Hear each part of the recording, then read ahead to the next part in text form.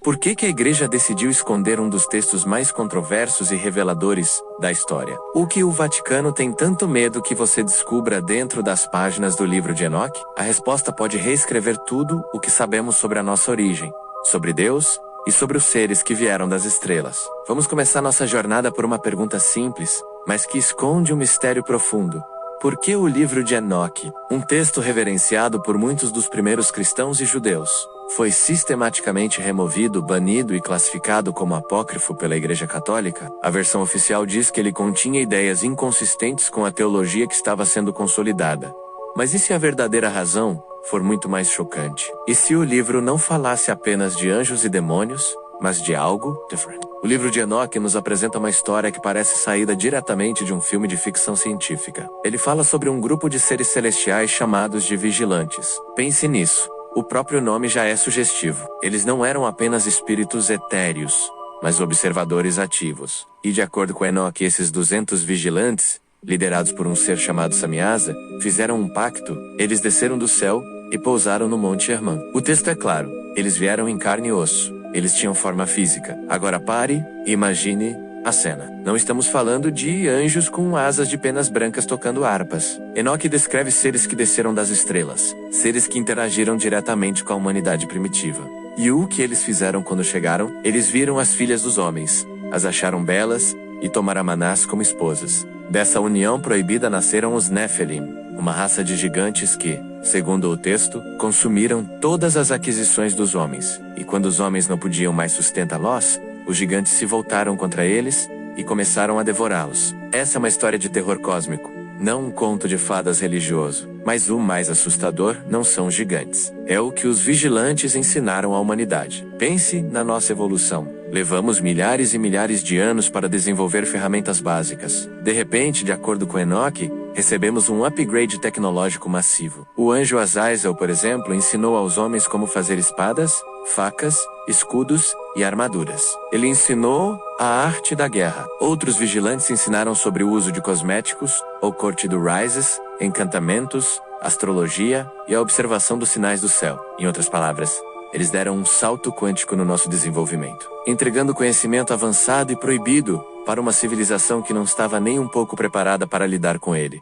Isso soa como uma intervenção divina, ou uma interferência extraterrestre. É aqui que as coisas ficam ainda mais estranhas. Vamos sair do livro de Enoque por um momento e ir para a Bíblia canônica, para o livro de Ezequiel, a famosa visão de Ezequiel. A igreja a interpreta como uma manifestação gloriosa e simbólica de Deus.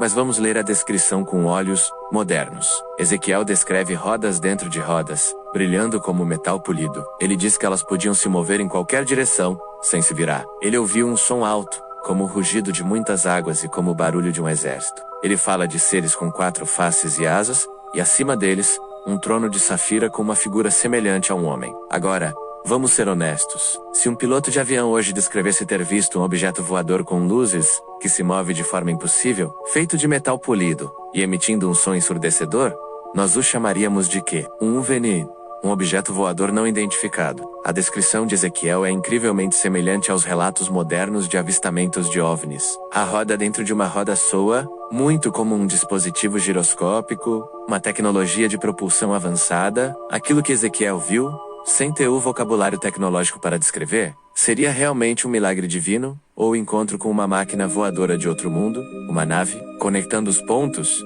A teoria dos antigos astronautas sugere exatamente isso. Os anjos da Bíblia, os vigilantes de Enoque, os deuses de tantas outras mitologias ao redor do mundo, como os Anunnaki da Suméria, não eram seres espirituais. Eram visitantes físicos de outros planetas. Seres com tecnologia tão avançada que para os humanos primitivos, Poresha Mágica, Poresha Devindade, pense nisso. Se você viajasse no tempo e aparecesse na Idade da Pedra com um isqueiro, um celular e um helicóptero, como você seria visto? Como um feiticeiro, um demônio ou um deus? Eles nos deram conhecimento, tecnologia, talvez até tenham manipulado nosso DNA, criando a raça humana como a conhecemos hoje. A história da união dos vigilantes com as mulheres humanas poderia ser uma alegoria para um programa de hibridização. Os Nephilim seriam o resultado desses experimentos genéticos. A proibição do livro de Enoque pela igreja faria todo o sentido sob essa ótica. A instituição religiosa, construída sobre a ideia de um único Deus transcendente, e espiritual. Não poderia permitir um texto que sugerisse que nossos deuses eram, na verdade,